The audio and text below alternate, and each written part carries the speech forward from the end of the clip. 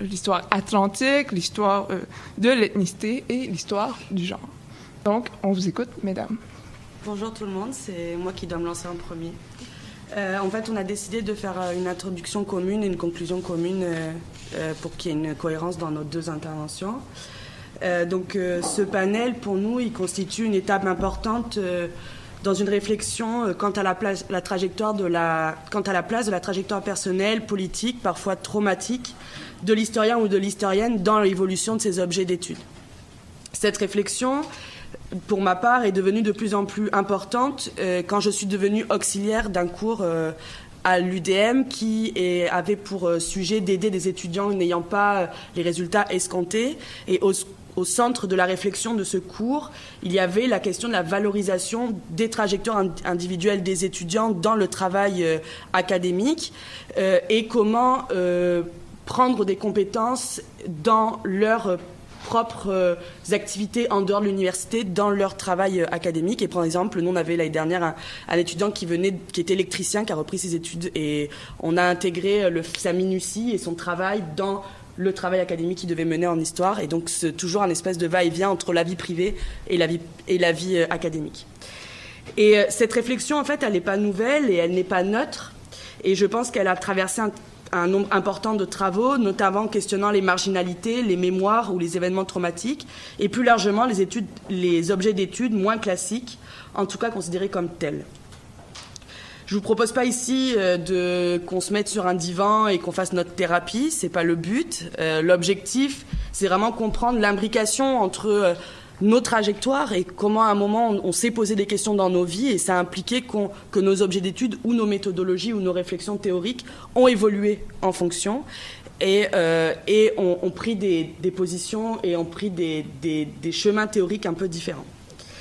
Ça questionne aussi nos biais. Et ça questionne aussi l'intégration de l'historien et de l'historienne dans les enjeux de la cité et comment il y a toujours cohérence et réponse entre l'un et l'autre. Je vais vous prendre une minute pour présenter ma thèse pour un peu plus comprendre où est-ce que je vais aujourd'hui. Donc, comme il a été dit, je suis en 4e année de doctorat cette année. Je travaille sur l'identité des femmes des réseaux coloniaux à Bordeaux pendant la Révolution française. J'ai travaillé avant sur la politisation des femmes rurales pendant la Révolution française. Donc, il y a eu une évolution entre mon mémoire et mon doctorat. Et je travaille beaucoup sur la question du conflit ou la synergie des identités, des marginalités par rapport à l'identité révolutionnaire, en tout cas pensée comme telle, comme universelle, et est-ce qu'elle est réellement universelle ou pas. Je vais vous faire d'abord une première partie sur la question du chercheur situé. Je sais pas si la chercheuse située, je ne sais pas si c'est quelque chose auquel vous êtes habitué, mais en tout cas, moi j'ai pris les cas des études féministes et particulièrement la question du concept du genre comme exemple à un moment de l'intégration de ces questions-là dans les trajectoires des chercheurs. Et j'ai notamment utilisé les préfaces des grands livres questionnants pour expliquer comment ces chercheurs racontent en fait comment ils en sont arrivés à écrire ces livres-là. Donc, par exemple, le processus d'intégration du concept de genre dans les études féministes doit être interrogé du point de vue de ces intellectuels, automatiquement. Loin d'être un concept neutre, on voit en effet à travers les préfaces des grands ouvrages en études féministes que le concept de genre et les chercheurs et les chercheuses qui l'utilisent s'inscrivent à la fois dans les enjeux actuels des mouvements féministes et du monde académique, les plaçant au centre des problèmes sociétaux et politiques de notre temps, créant un pont entre l'université et ses publications et le monde social et politique en dehors. Mais créant aussi, et c'est ça qui est intéressant, un pont entre leur trajectoire personnelle et leur objet d'étude. Par exemple, comme le rappelle Judith Butler dans sa préface de son livre « Troubles dans le genre » de 2009, je la cite, « Qu'on me permette encore de mentionner un aspect qui touche aux conditions de production de ce texte et qu'on ne comprend pas toujours. Ce livre est né d'une rencontre entre le monde académique et les mouvements sociaux auxquels j'ai participé. Et il est le produit intérieur d'une culture gay et lesbienne sur la côte est des États-Unis dans laquelle j'ai vécu pendant 14 ans avant de l'écrire. Même si le sujet se disloque au fil du temps, il y a une personne derrière ce livre. J'ai participé à de nombreuses réunions, mais aussi à des marches. J'ai fréquenté la vie nocturne des bars Et c'est ainsi que j'ai rencontré toutes sortes de gens et presque autant de genres. Cela m'a permis de me comprendre moi-même en me situant à l'intersection de certaines d'entre eux et de rencontrer la sexualité par ses marges culturelles. Donc pour ceux et celles qui ne savent pas qui est Judith Butler, donc c'est une philosophe mondialement connue qui est professeure à l'université de Berkeley, qui a, en tout cas, théoriquement, fait avancer les études de genre de manière très importante.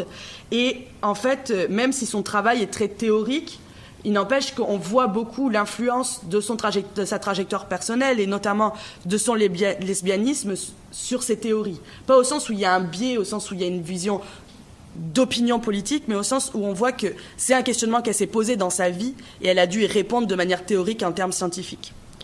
En fait, on retrouve exactement la même réflexion chez l'historienne Michèle Perrault. Elle raconte dans son livre qui s'appelle Mon histoire des femmes, comment elle en est arrivée en fait à interroger les femmes puis le genre dans son parcours d'historienne.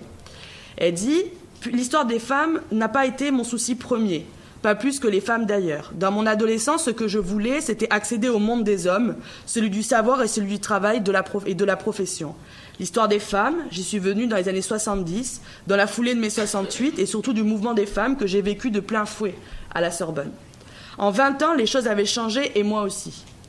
Engagée dans le mouvement des femmes, et je souhaitais connaître leur histoire et le faire puisqu'elle n'existait pas ou si peu. » Elle signifie l'importance de sa rencontre avec les mouvements féministes comme un tournant en fait, en tant qu'historienne dans sa trajectoire et dans ses objets de recherche. Et en fait, on peut le voir, par exemple, dans sa fiche Wikipédia. Donc, on sait que Wikipédia, on peut prendre des distances avec. Il n'empêche que ça reste quand même l'objet de connaissance le plus utilisé au monde. Et dans sa fiche Wikipédia, il est marqué « historienne et militante ». Et elle se présente toujours de cette manière-là, à chaque fois pour montrer l'imbrication de ces deux questionnements dans son objet de recherche. On peut voir aussi que cette question-là, elle n'est pas que pour les femmes, elle est aussi pour les hommes. Et par exemple, on peut prendre l'historien du corps et du sexe Thomas Laqueur, qui est professeur à l'Université de Californie, et qui, dans sa préface, en fait, il commente son parcours d'historien et comment son genre et sa trajectoire l'ont poussé à ne pas questionner certains aspects pour lesquels il ne pensait pas légitime à le faire. Donc lui, c'est carrément à l'inverse. Donc je le cite. Pour conclure, j'aimerais insister sur 2 points. D'abord, je m'en dois l'aveu, je regrette de n'avoir pas suivi le conseil de mes étudiants qui m'invitaient à profiter de l'occasion que m'offrait ce livre pour en dire plus long sur le désir, l'érotique, le sexe et la subjectivité. Je dois en incriminer une certaine prudence. Je ne voulais pas me laisser entraîner dans le champ politique à travers lequel s'articulaient aujourd'hui les notions d'identité et de différence, mais aussi une certaine distance par rapport à la réalité présente sur ce champ aux États-Unis, en tant qu'homme, blanc de surcroît, qui revendique son hétérosexualité. Et donc on voit en fait une des critiques du livre de Laqueur, qui pourtant est fondamentale dans les études de genre, c'est qu'il y a certains aspects qui n'a pas été au bout en fait de sa réflexion. Et la préface est une réponse en fait à sa première édition en disant qu'il y a des choses qu'il a volontairement où il n'a pas été au bout, parce qu'il ne se sentait pas légitime en tant qu'individu et en tant que chercheur homme à aller au bout de cette réflexion. Et je trouve ça intéressant aussi de voir ces rapports-là. Comme ces préfaces en témoignent, le continuum entre trajectoire politique et sociale du chercheur et de la chercheuse, son identité sociale et politique et son objet de recherche est très fort. Loin d'être une spécificité en études de genre, d'autres champs de recherche se construisent sur un modèle similaire, comme le champ des race studies, par exemple, ou des subaltern studies, mais aussi comme ceux plus classiques de l'étude des religions ou de l'histoire dans certains courants politiques. En France, la majorité des grands historiens travaillant sur la catholicité sont catholiques et en sont arrivés en fait aussi à travailler sur ces objets du fait de leur vie personnelle et de leur propre foi. Comme le note Laure Bérini, le concept de genre et les études qui en découlent sont parfois qualifiés de sciences militantes dans le champ académique par certains chercheurs qui souhaitent mettre l'accent sur la non-neutralité de ces auteurs qui l'étudient. Il existe en effet un réel décalage entre la légitimation universitaire des travaux questionnant la classe par rapport à d'autres rapports de domination comme la race, la sexualité ou le genre, ce qui entraîne chez certains universitaires une certaine méfiance vis-à-vis de ces études qu'ils considèrent comme moins légitimes scientifiquement.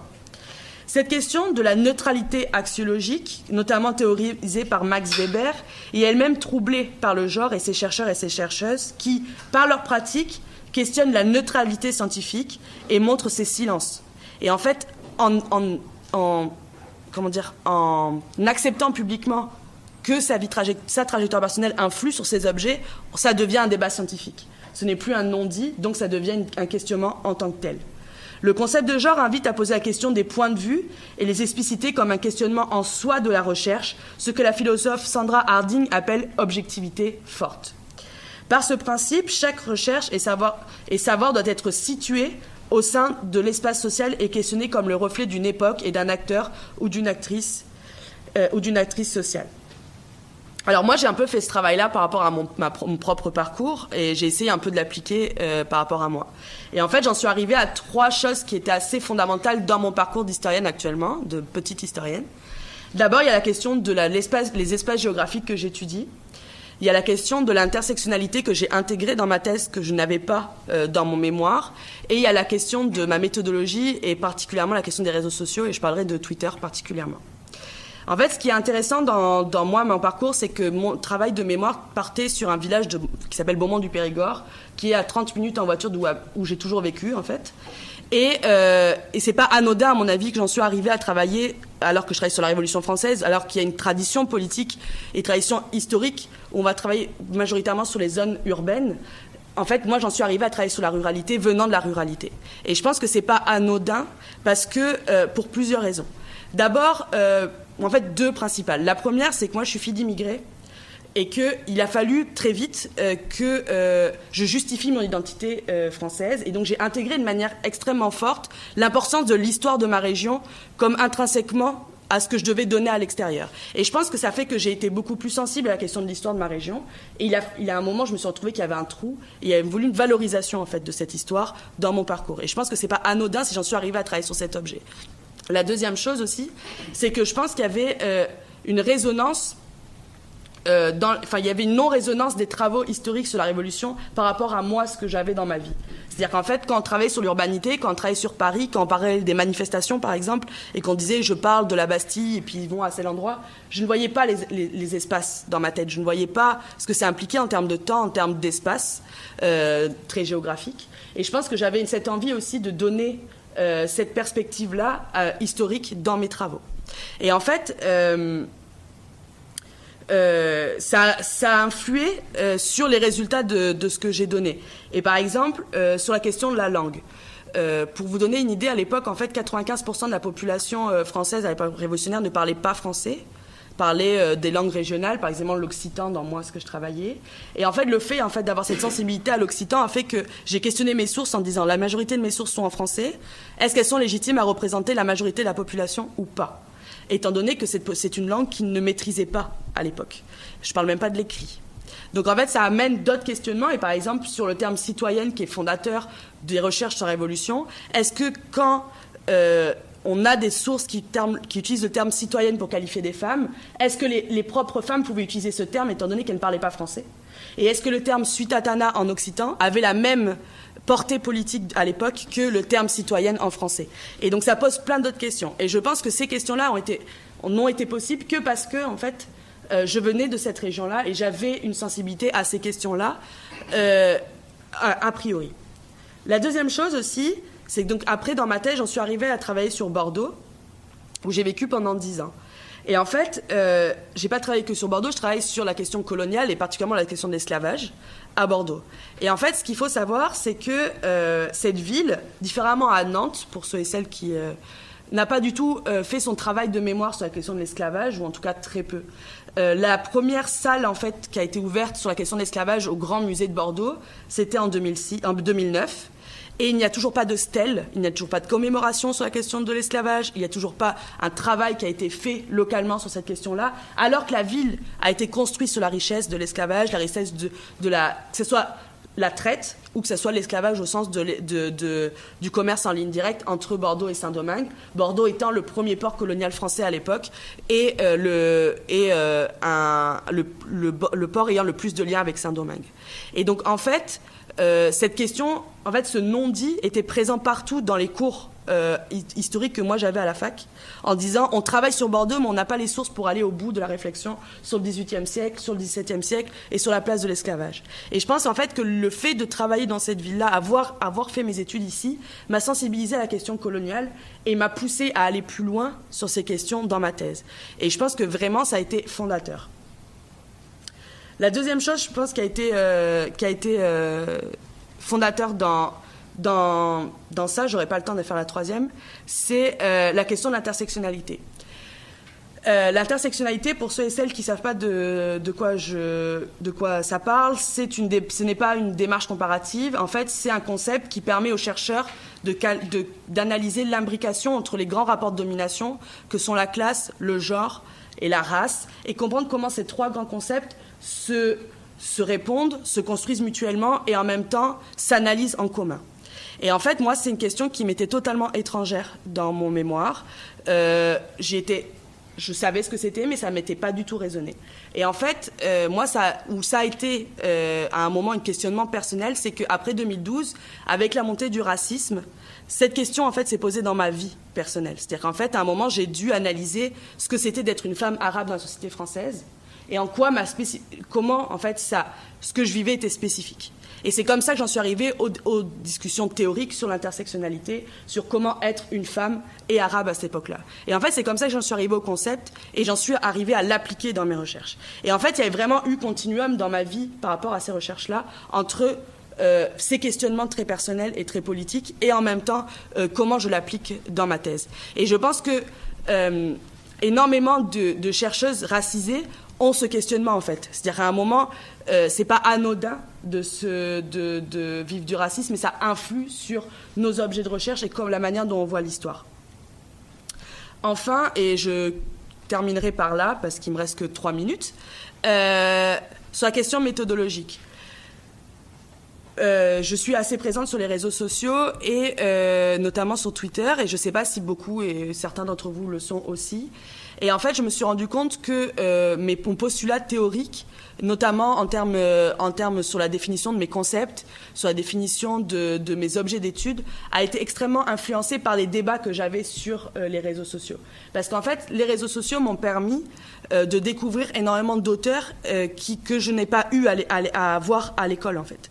Parce que moi, j'ai jamais eu de cours en histoire des femmes, j'ai jamais eu de cours en histoire de l'ethnicité, et pour moi, j'ai dû tout apprendre toute seule, et je pense qu'on n'est pas je suis pas la seule à avoir ce parcours-là. Et en fait, mon éducation populaire, ça a été les réseaux sociaux.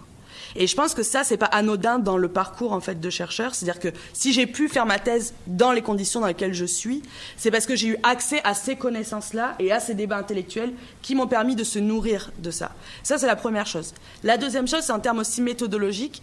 Alors, moi, je l'annonce, je suis en 4e année et je fais encore des fautes d'orthographe. Je pense que je suis pas la seule à être en doctorat et faire encore des fautes d'orthographe. Et le rapport à l'écrit est un rapport qui est assez conflictuel pour beaucoup d'entre nous.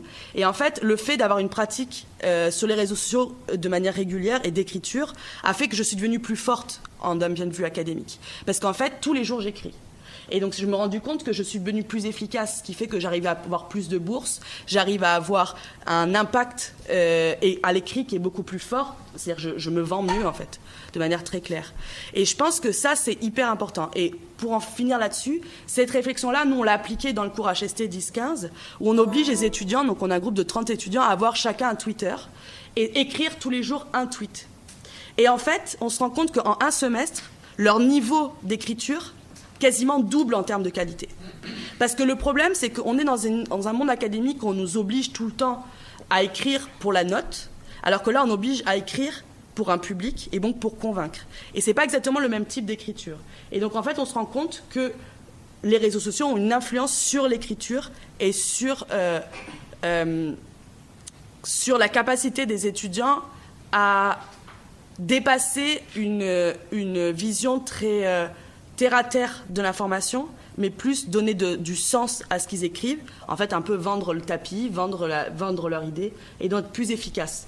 Et ça, je pense que c'est une vraie... Moi, ça a beaucoup influencé dans mon écriture, et je pense que ça a influencé plus globalement. Voilà, c'était peut-être un peu décousu, mais je voulais intervenir là-dessus aujourd'hui. Merci.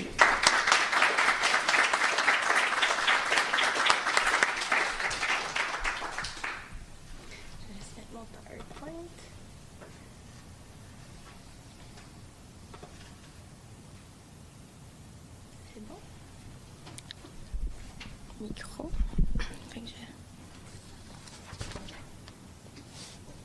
Non. Attends, comment on fait pour mettre les... Ouais, mais...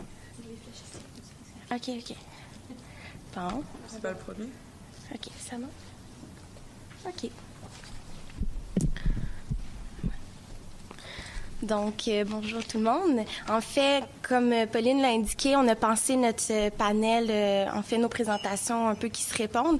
Donc, la partie que je vais vous présenter porte plus sur l'aspect méthodologique, en fait, avec les résultats que j'ai obtenus dans mon mémoire, de montrer comment nos réflexions, notre méthodologie influencent sur les résultats qu'on peut obtenir. Donc, je vais vous présenter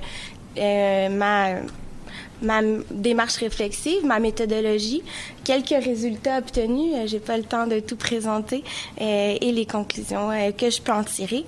Je suis vraiment contente aujourd'hui de pouvoir faire un panel comme ça. Et Pauline et moi, on est vraiment d'accord, en fait. Quand je viens de remettre mon mémoire, je me suis rendu compte durant ces 2 années que la chose dont je parlais le plus, c'était ma méthodologie. Pour moi, c'était quelque chose dont j'étais vraiment obsédée. Je trouve qu'on n'a pas toujours la plateforme pour en discuter. Je trouve que ce panel-là me fournit justement une des rares occasions de présenter ma manière de penser l'objet historique sur lequel mon étude se fonde, donc la presse généraliste. Un peu de comment moi je l'entrevois personnellement, parce que vous allez voir, pour moi, c'est vraiment une relation intime avec ma source. Et plus largement, de mettre en lumière la relation, en fait, le triangle formé entre le chercheur, la chercheuse, son objet d'étude et les résultats qu'on peut obtenir avec cette réflexion globale qui est importante. Je pense aussi que c'est vraiment important d'avoir ce genre de réflexion et d'en discuter. Je ne sais pas si vous avez vu l'ouvrage de Howard Zinn, l'autobiographie, son autobiographie, qui est, à mon avis, un ouvrage nécessaire pour toute personne qui se lance en histoire. Le titre, c'est L'impossible neutralité, autobiographie d'un historien militant. Je trouve que c'est une lecture qui m'apparaît déterminante, en fait, parce qu'il indique que, pour lui, il comprend pas comment les gens, des fois, n'affichent pas ce qu'ils pensent et un peu la manière dont ils conçoivent leur objet d'étude. Cette lecture, justement, m'a bouleversée. Je pense qu'aujourd'hui, je peux vous montrer comment cette réflexion-là a fait son chemin. Aussi, pour Howard Zinn, cette neutralité est impossible, mais elle n'est pas non plus souhaitable. Donc, je vais vous montrer comment, à travers mes réflexions, mes 2 années, j'ai pu remettre en question, un peu réitérer l'impossible neutralité de faire l'histoire des femmes, l'histoire du genre, et de finalement proposer un plaidoyer pour une histoire genrée des médias. Donc, une invitation à tous les chercheuses. Donc, je vais plus vous présenter l'aspect méthodologique, mais ma démarche réflexive par rapport à mon sujet, en fait, pourquoi je fais une histoire genrée des médias, c'est que dès le baccalauréat, j'ai fait un travail sur la perception de l'homosexualité dans la presse à la fin du 19e siècle, début 20e siècle. Et sans surprise, je n'ai jamais trouvé de question d'homosexualité des femmes, mais les hommes. Déjà là, je trouvais qu'il y avait un fait intéressant dans cette visibilité-invisibilité des médias. Par la suite, j'ai eu la chance de faire un contrat de recherche pour le compte de Denise Baillargeon au baccalauréat, qui plus tard est devenue ma directrice. Et j'ai dépouillé pour le livre qui va paraître en mai, 7 quotidiens montréalais, anglophones, francophones. C'est vraiment ce dépouillement systématique et assez d'envergure de 20 années qui m'a fait prendre connaissance de l'existence des pages féminines.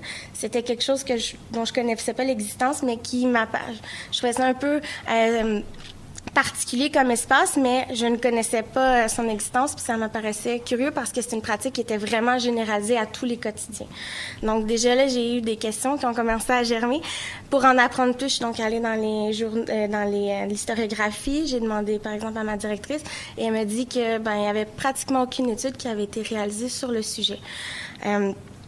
Ça m'a vraiment, tristement, le fait de ne rien trouver sur un espace qui a pourtant caractérisé pendant 70 ans la pratique journalistique des femmes, m'était pas vraiment étrangère. J'étais pas surprise.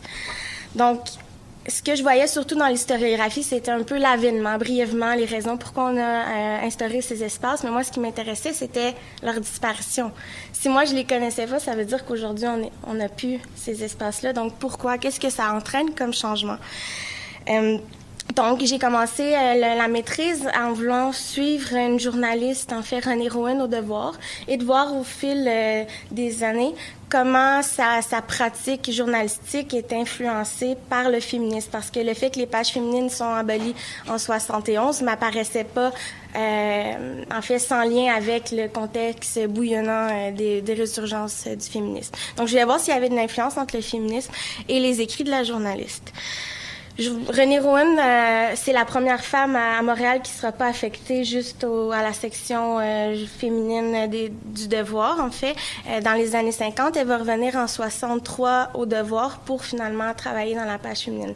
C'est une personne qui a travaillé pendant 40 ans au Devoir et on n'a aucun écrit sur cette femme-là. Donc, je voulais un peu mettre en lumière son apport.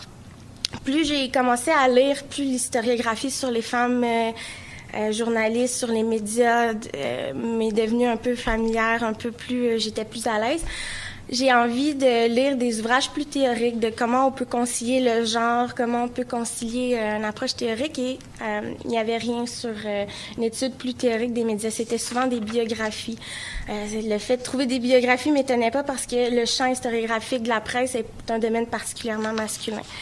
Donc, j'ai un peu commencé à vouloir élargir mon sujet. C'est vraiment la lecture de John Scott pour la énième fois. Je relisais constamment son article et je sais pas, à un moment donné, il y a eu un déclic. Je me rappelle, j'étais à un café assise et j'ai relu sa phrase qui dit « Tout peut se décoder sous le prisme du genre puisque tout est une manifestation de rapports dominant-dominé ». C'est une phrase qui, en fait, elle donnait l'exemple d'une relation entre la métropole et la colonie. Et pour moi, de concevoir, d'appliquer une relation genrée à un espace, pas entre deux individus, ça a vraiment été déterminant. J'ai commencé à dire pourquoi ne pas concevoir le journal, la presse généraliste comme un espace elle-même genré, d'examiner comment se manifestent les rapports de pouvoir au sein d'un espace, d'une source de prédilection pour les historiens et les historiennes. Devant le potentiel donc heuristique d'une telle approche, j'ai vraiment enrichi et élargi mon objet pour finalement me concentrer sur les relations justement de pouvoir sexué dans le Devoir entre 1965 et 1975. Mes recherches en histoire, en fait, sont assez novatrices puisqu'il n'y a pas vraiment d'études genrées des médias en histoire. Ça se retrouve surtout en communication, évidemment, en littérature. Donc, j'inscrivais un peu mes recherches dans des tendances émergentes qui, en fait, prônaient une réhabilitation des médias féminins. Parce que souvent, ce que je pouvais voir dans l'historiographie, c'était un peu une vision péjorative des médias féminins au détriment en fait, pour valoriser les médias féministes. Il y avait une dichotomie entre ces deux approches-là. Et je me demandais si on pouvait pas concilier, cesser la dichotomie. Et ce qui m'intéressait, c'était de voir le rapport entre un espace féminin et justement la section généraliste du quotidien. Donc, j'ai décidé d'historiciser l'espace du Devoir, de mieux le comprendre, mais d'avoir une perspective surtout des pages féminines dans une approche globalisante. Je voulais vraiment les mettre en relation. Souvent, les études qu'on peut lire sur les pages féminines ne mettent pas en relation avec le restant du quotidien. Pour moi, ça m'apparaît un non-sens parce que c'est une réaction. La page féminine, à mon sens, c'est une réaction à la structure masculine des quotidiens. Et souvent, si les études avaient un peu étudié comment, justement, la presse peut véhiculer le mouvement féministe, les messages du mouvement féministe, je m'intéressais, à l'inverse, à comment le féminisme a pu avoir un impact sur le support en lui-même. Comment peut entraîner une réorganisation de cet espace. Donc, si je suis restée avec le Devoir, c'est justement parce que je trouvais intéressant qu'on dise que le Devoir, en fait, c'était le journal qui était le plus connu, en fait, qui avait une majorité d'études, puis que c'était pas vraiment le journal dont on devrait continuer l'étude.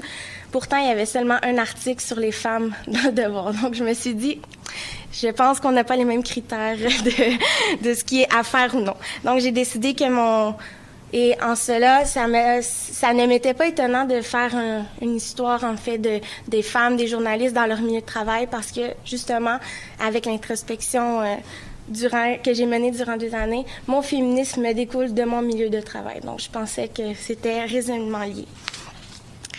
Et donc, en lisant la vision, en fait, les quelques bribes dont je disposais sur la vision des pages féminines, on disait que c'était des espaces conservateurs jusqu'à leur abolition et tout ça. Et même l'article qui parle du devoir, écrit noir sur blanc, que la page féminine jusqu'à l'abolition, 27 février 1971, était un amalgame de consommation, de trucs de consommation et de produits de beauté. Donc, et moi, curieuse, un peu... Et en fait, en histoire, c'est notre premier réflexe. Je suis allée vérifier avant de commencer mon étude. Le premier éditorial de Solange Chalvin, en fait, qui était la responsable de la page féminine que j'allais étudier. Je suis remontée 2 années plus tôt, mon début de dépouillement. Pourtant, ce qu'elle disait, vous avez la citation assez cocasse, qui introduit d'ailleurs mon mémoire. Bien sûr, nous parlerons mode, beauté, cuisine, soins médicaux, même si ces messieurs ne sont intéressés que par les résultats de notre conversation, c'est-à-dire dévorer un repas en bonne compagnie d'une femme soignée et bien mise, agréable à regarder. Mais nous nous réunirons aussi autour d'une table pour discuter de notre statut dans la province du Québec. La libération politique, culturelle et sociale de la femme est déjà amorcée au Québec. Il nous reste à travailler pour la libération économique. Tant que le statut de la femme ne sera pas mieux défini, nous assumons collectivement la responsabilité de veiller à améliorer les conditions de vie des autres femmes. Donc, je comprenais déjà pas, avant d'avoir commencé mon étude, comment on pouvait propager une vision un peu péjorative, juste péjorative de cet espace. Je me suis dit, je pense que les gens ont pas nécessairement vérifier les sources. Donc, j'ai entrepris ce travail. Et j'explique un peu ma méthodologie. Je pense que je le fais abondamment. Je pense que aussi, c'est pas sans lien avec faire l'histoire des femmes, faire l'histoire genrée. J'ai l'impression que c'est un peu l'indicateur que je veux justifier le fait que mon étude, même si je pars avec des certains a priori, est fait selon les bonnes règles de la méthode historique. J'ai fait une analyse assez classique, largement quantitative.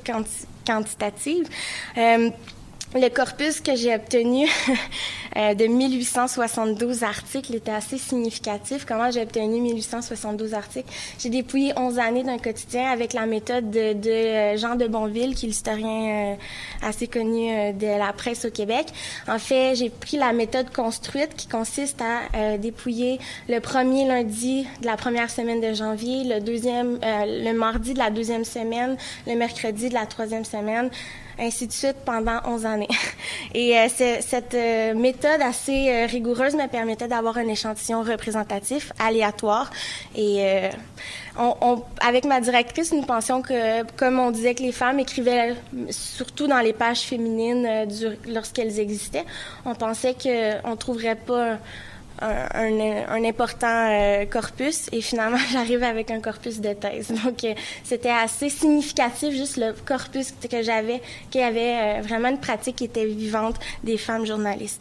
Ces questions quantitatives, en fait cette méthode quantitative m'a permis de répondre à des questions comme quelles thématiques reviennent le plus fréquemment, à quelle fréquence les femmes signent en première page et tout ça. J'ai fait des beaux graphiques, des beaux tableaux, donc que je vais vous exposer par la suite. Et j'ai fait une analyse qualitative aussi des articles que j'ai dépouillés. Je pouvais pas effectivement analyser 1872 articles exhaustivement, donc j'ai fait un corpus selon des critères bien précis. Je vais pas vous montrer tous les critères, mais juste dire que c'est représentatif. J'ai analysé donc vraiment exhaustivement 85 articles pour la partie qualitative, qui m'a permis, en fait, cette partie-là m'a permis de répondre à des questions comme quelle est la typologie du féminisme qu'on peut retrouver dans les articles des femmes, comment sont perçues les femmes dans les articles. En fait, j'ai oublié de le dire, les articles, 1872 articles, je retenais dans ce corpus-là les articles écrits par les femmes, mais aussi les articles portant sur les thématiques féminines et féministes, par les femmes, mais aussi par les hommes. Et oui, j'ai trouvé des articles écrits par les hommes, parce qu'on m'a souvent posé la question. Et pour analyser, en fait, ce corpus de sources, j'ai utilisé différentes approches conceptuelles. Je pense que mon sujet d'étude invite à une approche qui est vraiment transdisciplinaire. Donc, je suis vraiment au confluent de histoire, communication, sociologie, littérature. Donc, j'ai vraiment emprunté l'approche culturelle féministe des médias de Barbara Freeman en communication, qui consiste justement à montrer les relations entre les journaux, l'histoire, le genre. Évidemment, John Scott, et comme Pauline vous l'a vraiment bien présenté, le genre, donc j'insisterai pas trop là-dessus, mais ce que j'aimais avec la théorie de John Scott, c'était de pouvoir montrer que les relations dominant-dominé sont fluctuantes et comment, moi, en 11 années, je le vois vraiment. Quand l'abolition de la page féminine est opérée, la relation de pouvoir se modifie, mais est toujours présente. Donc, comment cette relation-là se modifie? Et finalement, les technologies de genre de Teresa Di Lauretis, en fait, qui est une philosophe, en fait, qui est inspirée du modèle foucaldien, mais elle trouvait qu'il mettait pas assez le genre au centre de cette analyse-là. Donc, elle montre comment le genre est vraiment fondateur de la symétrie des rapports dans les médias. Donc, c'est les approches conceptuelles transdisciplinaires que j'ai utilisées. Les résultats que je peux vous présenter, en fait, à mon avis, sont très significatifs. Cette méthodologie que j'ai utilisée met en lumière de plusieurs manières comment le genre est organisé, comment le quotidien est organisé par le genre. Et ça m'a permis vraiment de déboulonner des préjugés historiographiques assez importants, soit parce qu'on n'avait pas fait l'étude ou parce qu'on n'a juste pas vraiment analysé la source de cette façon. Donc, tout d'abord, juste la page féminine en elle-même renvoie, et ses frontières renvoient d'une manière nommée et explicite à une sexuation du journal qui, de fait, reproduit une construction binaire divisée entre hommes et femmes. Cette structure différenciée du quotidien selon le sexe ne permet pas vraiment aux thématiques répondant aux besoins et aux préoccupations des femmes de sortir de la section féminine. Donc, quand la page féminine existe, on voit jamais les thématiques qui concernent les femmes en dehors de cet espace-là. Pratiquement. Il y a une exception que je vais vous présenter dans quelques instants. L'importance aussi du nombre de femmes associées à la page féminine. Vous voyez ici, en fait, c'est les articles signés par les femmes dans le devoir selon leur emplacement. Donc, vous voyez, en plus foncé, c'est l'espace de la page féminine, et en gris, ici, c'est à l'extérieur de la page féminine. Il faut faire la dissociation parce qu'il y a vraiment juste une journaliste souvent qui va signer en dehors de la page féminine, mais elle écrit beaucoup, donc ça peut un peu biaiser le portrait. Mais les femmes, majoritairement, à 90%, signent dans la page féminine quand elle existe. Donc ça, c'est un indicateur de comment le genre organise le quotidien. Il n'organise pas seulement où signent les femmes, mais sur quoi vont signer les femmes. Donc, les femmes qui vont signer sur les thématiques féminines, féministes, évidemment, vont apparaître dans la page féminine. Et en faisant une étude quantitative et qualitative, j'ai pu voir que pourtant, les revendications des femmes, c'est vraiment ce qui occupe le plus gros espace de la page féminine. Donc, je pouvais prouver quantitativement que c'était pas vrai, que c'était seulement un amalgame de mode et de beauté. Je dis seulement, en fait, on peut bien faire une page féminine en parlant de ça, mais ne pas dire sans nuancer que les femmes ne parlent pas, on ne parle pas des préoccupations des femmes. Et si je vous disais qu'il y a une seule thématique qui peut en fait sortir de l'espace de la page féminine, c'est l'avortement, sans surprise. Et je trouve que c'est vraiment l'exemple qui montre le mieux comment il faut vraiment, dans une étude du journal, considérer l'emplacement où paraît l'article, parce que c'est déterminant sur ce qu'on va lire dans l'article. L'avortement, en fait, à 68% dans le devoir, paraît en dehors de la page féminine. Et le ton utilisé est totalement différent. Quand on utilise, on présente l'avortement dans la page féminine, c'est pour des lettres d'opinion, pour montrer comment on est contre l'avortement. Aussi, on va donner la parole aux docteurs, en fait, aux spécialistes de la santé, pour montrer qu'il y a une espèce de sérieux à la chose, avec des arguments vraiment bien étayés. Alors que quand c'est dans la page féminine, on va utiliser des petits articles qui sont vraiment sans aspect scientifique, si on veut, juste pour un peu dévaloriser la question.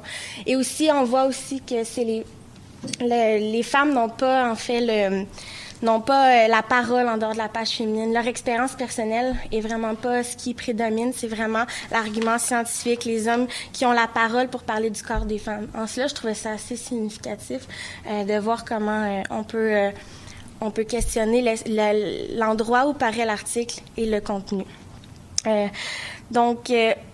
C'est par exemple l'article, une fois que la page féminine va être abolie, les articles des femmes adoptant un ton plus positif face à l'avortement vont paraître souvent dans les pages à 15, 16, 17, alors que les plaidoyers contre l'avortement apparaissent en page 1, 2, 3. Donc c'est quand même assez significatif.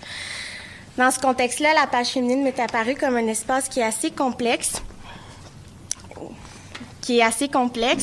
et qui, en fait, dont l'abolition ne peut être vue seulement d'une façon positive, parce que la structure, justement, du journal, en fait, vous voyez, la structure patriarcale du journal ne va pas reprendre les thématiques féminines et féministes. Je vous ai mis en vert l'année où on abolit la page féminine, mais je pense que j'aurais même pas eu à le faire, tellement vous voyez à quel point c'est oblitéré dans le journal.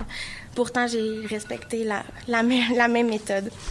Au final, justement, je pense que il faut continuer une histoire genrée des médias et que dans mon désir d'inscrire la pratique dans un dispositif plus global, la page féminine n'est qu'une réaction à une structure patriarcale de ces journaux qui ne sont, au fond, que des textes au masculin. En cela, il ne faut pas voir dans tous les cas la page féminine comme une extension de la sphère privée, mais plutôt comme un lieu de politisation des questions féminines et féministes. Au final, une conclusion large de notre panel. Nous sommes vraiment heureuses d'avoir eu, comme je vous disais, l'opportunité de tenir une telle présentation et d'avoir un public aussi nombreux, parce que vous êtes vraiment beaucoup à vous être déplacés. Notre présentation, on sait qu'elle s'écarte un peu des normes plus typiques des présentations traditionnelles, mais on espère que ça vous a intéressé. Ce panel, pour nous, a germé l'année passée quand on a discuté ensemble. On s'est rencontrés à un souper de Noël et on se sentait un peu isolés par rapport à nos méthodologies. Et pourtant, Pauline et moi, on vient pas du même endroit, on n'a pas vraiment le même vécu, on n'a pas le même objet d'étude, mais on trouvait qu'on avait beaucoup plus en commun que ce que ça pouvait donner à voir.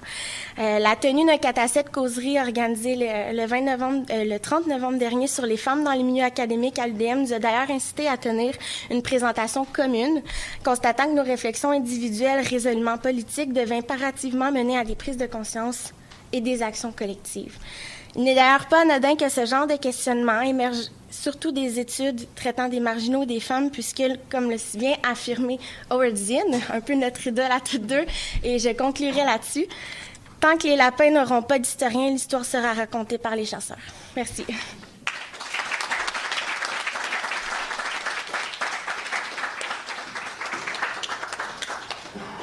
Merci beaucoup, mesdames, pour un panel effectivement hors du commun. Alors, on va prendre les questions du public.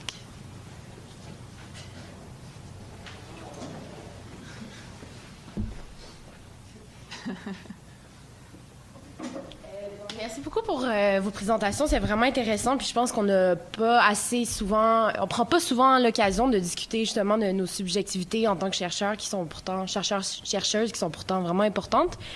Puis je voulais savoir par rapport au positionnement situé, le point de vue situé ou la connaissance située, donc il y a plusieurs noms là, mais est-ce que vous avez ou vous comptez accorder une place dans vos travaux pour par exemple, en préface, en introduction d'un mémoire ou d'une thèse, pour un petit peu dresser comme le genre de portrait que vous nous avez fait, que vous avez dressé aujourd'hui.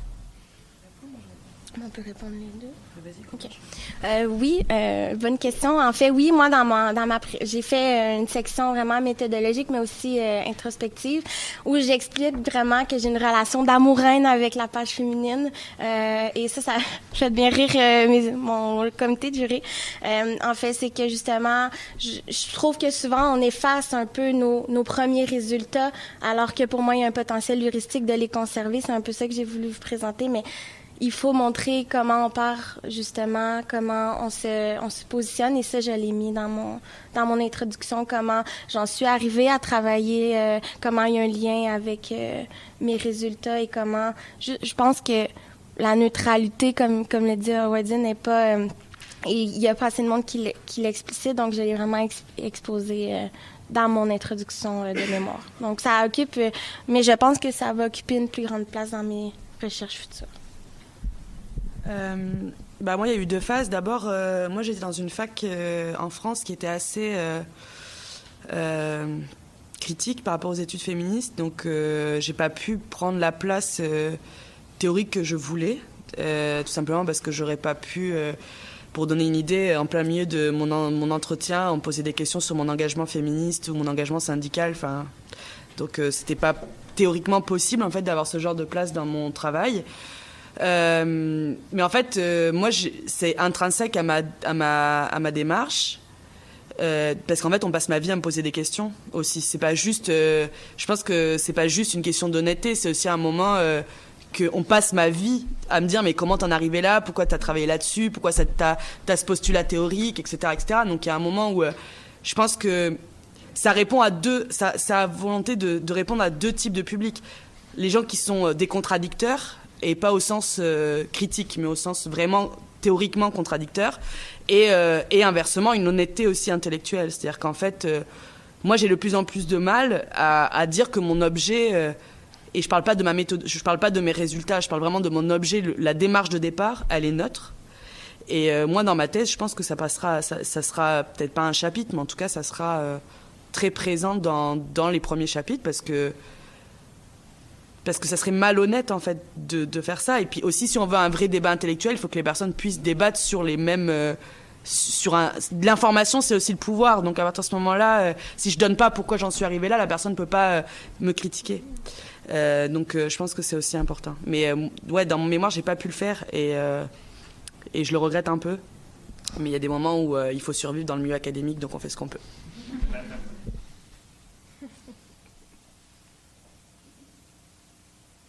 Moi, j'avais un commentaire puis une question pour toi, Marie-Lou, parce que je travaille en histoire de la presse.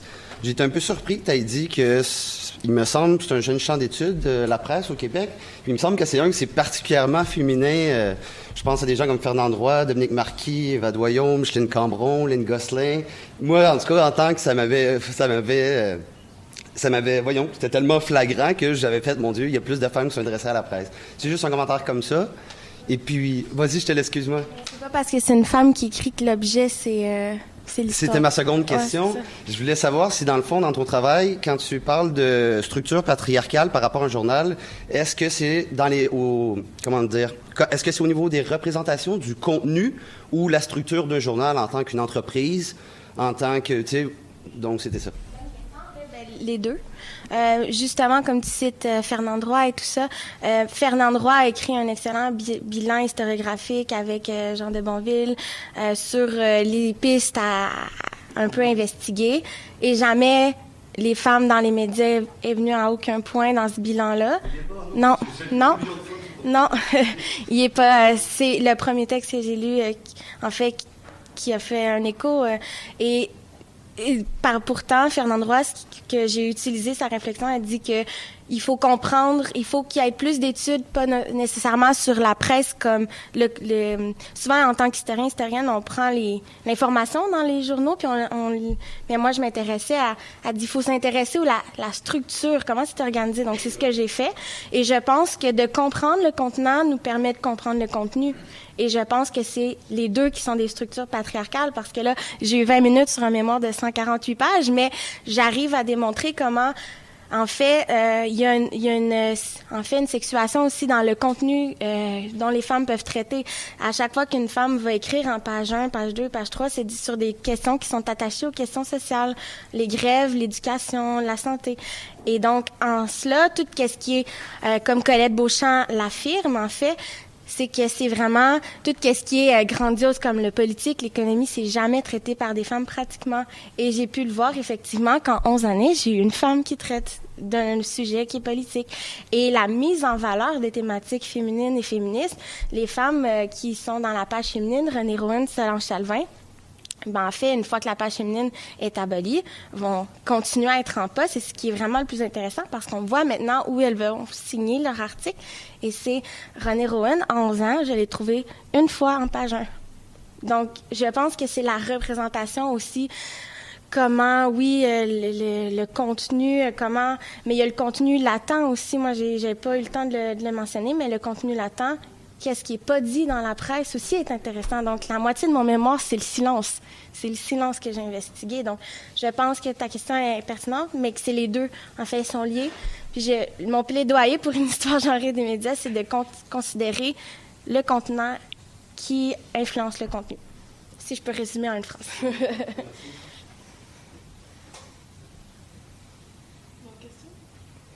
j'aurais une question. Non? En fait, je me questionne sur l'apport de justement ce chercheur situé. Oh, pardon, c'est moi qui l'ai dit. Je me questionne parce que je me demande qu'est-ce que ça ajoute en valeur à un travail académique, universitaire, intellectuel, peu importe. Est-ce que vraiment par exemple, moi, c'est pas du tout une démarche que j'adopte. Et j'ai pas l'impression, par exemple, que mon honnêteté intellectuelle est amoindrie parce que je fais pas cet exercice-là. Je peux faire cet exercice-là pour moi-même sans l'intégrer par la suite dans mes travaux. Et donc, la question, c'est que, selon vous, qu'est-ce que ça apporte au champ académique, au champ de la recherche, que de faire cette démarche-là et surtout de l'expliciter concrètement dans les travaux? Je pense que c'est une vraie question. J'ai peut-être pas la réponse en entier, mais j'ai des réflexions en tout cas là-dessus. Je pense que déjà il y a des questions d'objets, je pense. Moi, ce qui me frappe, c'est que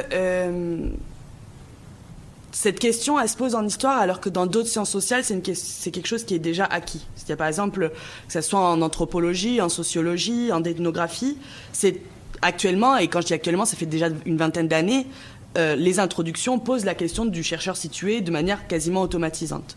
Parce qu'en fait, je pense qu'on pose le chercheur comme analysant son espace social, ou un espace social, et de fait, on accepte que son regard, il est biaisé.